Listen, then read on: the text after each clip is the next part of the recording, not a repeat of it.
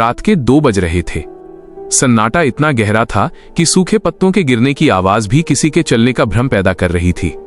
शहर से दूर वीरानपुर का वो शमशान घाट सदियों से डरावनी कहानियों का केंद्र था। लोग कहते थे कि वहां झुनझुनी वाली चुड़ैल का वास है, जिसके पैरों की आहट से पहले उसकी पायल की खनक कलेजा चीर देती है। निखिल, जो पेशे से एक व्लॉगर था और पैरानॉर्मल एक्टिविटीज पर वीडियो बनाता था, आज अपने कैमरे के साथ उसी श्मशान के गेट पर खड़ा था। उसके साथ उसका डरपोक दोस्त समीर भी था, जो हर कदम पर पीछे मुड़कर देख रहा था।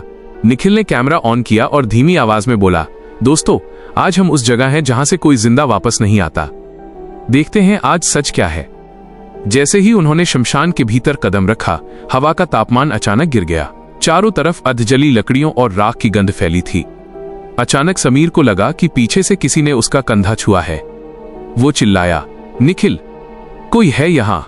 निखिल ने टॉर्च घुमाई, लेकिन वहां सिवाय धुआं उड़ाती एक पुरानी चिता के और कुछ नहीं था। तभी सन्नाटे को चीरती हुई एक आवाज आई, छन छन छनक। वो किसी के चलने की आवाज थी, पायल की आवाज। समीर के पसीने छूटने लगे। निखिल, चलो यहां से, ये आवाज ठीक नहीं है। लेकिन निखिल को तो अपना कंटेंट मिल गया था। वह आवाज की दिशा में बढ़ने लगा। श्मशान के बीचों बीच एक विशाल बरगद का पेड़ था, जिसकी जड़ें जमीन पर सांपों की तरह फैली थीं। उसी पेड़ के नीचे एक औरत बैठी थी, जिसकी पीठ उनकी तरफ थी। उसके बाल कमर तक लंबे और उलझे हुए थे। निखिल ने हिम्मत जुटाई और पूछा, कौन हो तुम? इतनी रात को यहां क्या कर रही हो? वो औरत धीरे धीरे मुड़ी। उसकी गर्दन मुड़ने की आवाज ऐसी थी जैसे सूखी लकड़ियां टूट रही हों। जब उसका चेहरा टॉर्च की रोशनी में आया तो समीर की चीख गले में ही फंस गई। उसकी आंखें नहीं थीं, बस 2 खाली काले गड्ढे थे जिनसे खून की लकीरें बह रही थीं। उसका जबड़ा आधा लटका हुआ था और उसके पैर पीछे की तरफ मुड़े हुए थे। वो चुड़ैल खड़ी हुई और एक भयानक हंसी हंसी। उसकी हंसी में हजारों रोते हुए बच्चों की आवाजें मिली हुई थीं। वो हवा में तैरते हुए उनकी तरफ बढ़ने लगी। समीर भागने की कोशिश करने लगा, लेकिन उसके पैर जैसे जमीन में धंस गए थे। निखिल का कैमरा उसके हाथ से छूटकर गिर गया, लेकिन रिकॉर्डिंग चालू थी। चुड़ैल निखिल के कान के पास आई और फुसफुसाई, तुम सच ढूंढने आए थे ना? अब तुम खुद एक सच बन जाओगे। अगली सुबह गांव वालों को श्मशान के बाहर निखिल का कैमरा मिला। जब पुलिस ने फुटेज देखी तो उसमें सिर्फ धुआं और पायल की आवाज थी। आखिरी फ्रेम में बस एक हाथ दिख रहा था, जो कैमरे के लेंस को ढक रहा था। वो हाथ इंसानी नहीं था, उस पर मांस नहीं, सिर्फ काली चमड़ी और लंबे नाखून थे। निखिल और समीर का कहीं पता नहीं चला। आज भी जब उस श्मशान के पास से कोई गुजरता है तो उसे 2 लड़कों के रोने की और एक चुड़ैल के पायल की खनक सुनाई देती है। निखिल और समीर के गायब होने के ठीक 3 दिन बाद शहर से एक शख्स वीरानपुर पहुंचा।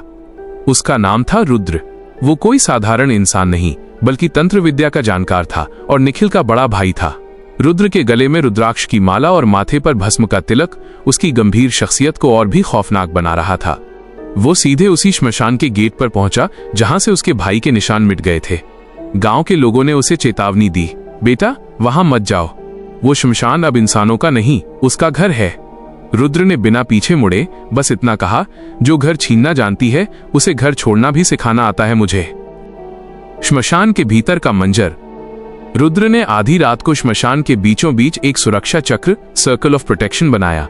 उसने सरसों के तेल का दिया जलाया और मंत्रों का जाप शुरू किया। अचानक पूरे श्मशान में चीखें गूंजने लगीं। पेड़ के पत्ते अपने आप झड़ने लगे और जमीन से एक काली धुंध उठने लगी। तभी वही जानी पहचानी आवाज आई, छन छन छनक। चुड़ैल बरगद के पेड़ की ऊंची टहनी से नीचे कूदी। उसकी हड्डियां टूटने की कड़कड़ाहट साफ सुनी जा सकती थी। वो रेंगते हुए रुद्र के चक्र के पास आई। उसकी आंखों के खाली गड्ढों से काला धुआं निकल रहा था। वो गुर्राई, एक और शिकार, आज मेरी भूख शांत होगी। रूह कंपा देने वाला टकराव।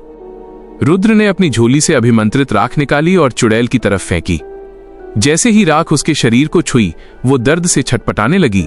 उसकी खाल जलने लगी और वो असली डरावने रूप में आ गई। उसका शरीर 7 फीट लंबा हो गया और उंगलियां चाकुओं जैसी पैनी। कहाँ है मेरे भाई? रुद्र की आवाज बिजली की तरह कड़की। चुड़ैल ने एक डरावनी हंसी के साथ श्मशान के एक कोने में दबे हुए मलबे की तरफ इशारा किया। वहां निखिल और समीर अधमरी हालत में पड़े थे। उनके शरीर पर काले निशान थे, जैसे किसी ने उनकी रूह खींचने की कोशिश की हो। वे अभी जिंदा थे, लेकिन उनकी सांसें बहुत धीमी थीं। रूहानी जंग का अंत। चुड़ैल ने रुद्र पर हमला करने के लिए छलांग लगाई, लेकिन रुद्र ने अपनी कमर से एक पुरानी तांबे की कील निकाली जिस पर अजीबोगरीब निशान बने थे।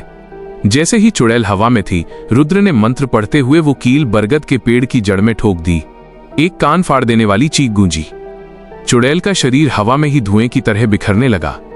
वो तड़पते हुए चिल्लाई, तुमने मुझे कैद कर दिया, पर मैं फिर आऊंगी।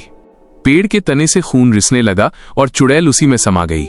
श्मशान का वातावरण अचानक शांत हो गया, जैसे कुछ हुआ ही न हो। सुबह की पहली किरण। रुद्र ने निखिल और समीर को कंधे पर लादा और शमशान से बाहर ले आया। वे बच तो गए थे, लेकिन उनके चेहरे का रंग सफेद पड़ चुका था। वे अब भी होश में नहीं थे और रह रहकर उनके पैर कांप रहे थे। जब वे गांव से बाहर निकल रहे थे, रुद्र ने पीछे मुड़कर देखा।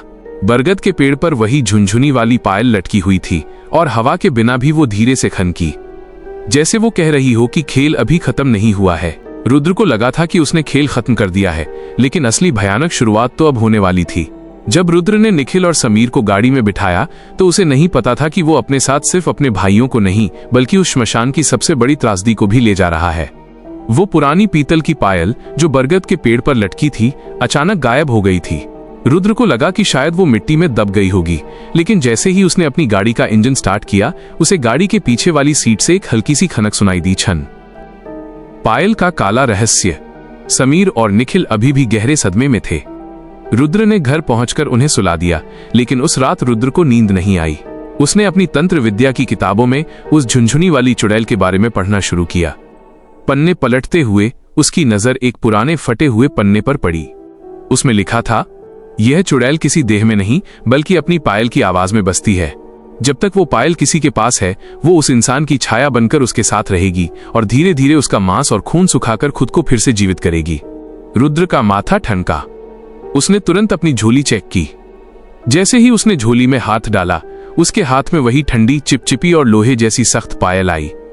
रुद्र के पसीने छूट गए। उसने तो इसे उठाया ही नहीं था, फिर ये यहां कैसे आई? घर के भीतर का तांडव। अचानक घर की सारी लाइटें चली गईं। कमरे का तापमान इतना गिर गया कि रुद्र के मुंह से भाप निकलने लगी। तभी समीर के कमरे से एक दिल दहला देने वाली चीख आई। रुद्र भागकर वहां पहुंचा तो देखा कि समीर बिस्तर के ऊपर हवा में तैर रहा था। उसके गले पर अदृश्य उंगलियों के निशान बन रहे थे, जैसे कोई उसे बेरहमी से घोंट रहा हो। अंधेरे कोने से वही औरत निकली, लेकिन इस बार वो पहले से ज्यादा ताकतवर लग रही थी। उसकी आंखों के गड्ढों में अब लाल अंगारे दहक रहे थे। वो फुसफुसाई, तुमने मुझे कैद नहीं किया तांत्रिक, तुमने मुझे इस कैदखाने श्मशान से आजाद कर दिया। अब ये घर मेरा नया श्मशान बनेगा। अंतिम दांव। रुद्र समझ गया कि वो कील जो उसने पेड़ में ठोकी थी, उसने चुड़ैल को खत्म नहीं किया, बल्कि उसे उस जगह से उखाड़कर रुद्र के साथ जोड़ दिया था। चुड़ैल अब रुद्र की ऊर्जा का इस्तेमाल कर रही थी। रुद्र ने तुरंत अपनी हथेली को चाकू से चीरा और अपने खून से जमीन पर एक महामृत्युंजय यंत्र बनाने की कोशिश की, लेकिन चुड़ैल ने एक जोरदार झटका दिया और रुद्र दीवार से जा टकराया। पायल अब खुद ब खुद रुद्र के पैरों के पास आकर नाचने लगी थी। छन छन छन। आवाज इतनी तेज थी कि रुद्र के कान के पर्दे फटने लगे। उसने आखिरी कोशिश की और अपनी माला तोड़कर चुड़ैल के गले की तरफ फेंकी। जैसे ही रुद्राक्ष की माला चुड़ैल के धुएं जैसे शरीर से टकराई, एक जोरदार विस्फोट हुआ। पूरा कमरा नीली रोशनी से भर गया। खौफनाक अंत। जब सुबह हुई, पड़ोसियों ने देखा कि घर का दरवाजा खुला था। अंदर समीर और निखिल बेसुध पड़े थे। रुद्र गायब था। पुलिस को घर के बीचों बीच सिर्फ एक चीज मिली, रुद्र की रुद्राक्ष की माला, जो अब काली पड़ चुकी थी और उसके बीच में फंसी हुई थी वही पुरानी पीतल की पायल। हैरानी की बात यह थी कि उस पायल से अब भी छन छन की आवाज आ रही थी, जबकि वहां हवा का एक झोंका भी नहीं था। रुद्र कभी वापस नहीं आया, लेकिन लोग कहते हैं कि आज भी उस घर के पास से गुजरने वालों को एक आदमी के मंत्र पढ़ने की और एक औरत के जोर जोर से हंसने की आवाजें साथ में सुनाई देती हैं।